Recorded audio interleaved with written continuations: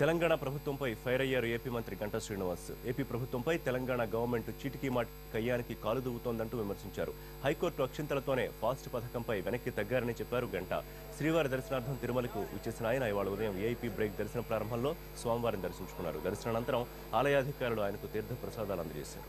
తెలంగాణ ప్రభుత్వం కేబినెట్ మీటింగ్లో ఏదైతే గత కొద్ది రోజులుగా కూడా వివాదాస్పద అవుతుందో fast financial assistance for Telangana స్టూడెంట్స్ని పెట్టిన ఫాస్ట్ స్కీము మొట్టమొదటి నుంచి కూడా మేము కూడా చెప్తా ఉన్నాం. వాళ్ళ యొక్క ఆలోచన కరెక్ట్ కాదు. ముఖ్యంగా ఏదైతే లోకల్ నాన్ లోకల్ ఇష్యూ దగ్గర 371D ప్రెసిడెన్షియల్ ఆర్డర్ ఉందో దాన్ని ఫాలో కావాలని చెప్పి మొట్టమొదటి నుంచి ఆంధ్రప్రదేశ్ ప్రభుత్వం చెప్పడం జరిగింది. దాన్ని ఎంతకాలం మొండిగా వాదిస్తున్న తెలంగాణ ప్రభుత్వం మొన్న హైకోర్టు తీవ్రంగా దానికి స్పందించటం, దాని మీద ప్రభుత్వానికి అక్షతలు వేయటం, ప్రభుత్వం ఏదైనా విధానపర నిర్ణయాలు తీసుకునేటప్పుడు రాజ్యాంగానికి లోబడి నిర్ణయాలు తీసుకోవాలి, ముఖ్యంగా నేషనల్ ఇంటిగ్రిటీ గురించి దృష్టిలో పెట్టుకుని తీసుకోవాలని చెప్పని చెప్పడం, అంతేకాకుండా దీనికి 2 వారాల్లో కౌంటరు దాఖలు చేయాలని చెప్పి కోరటం కూడా జరిగింది.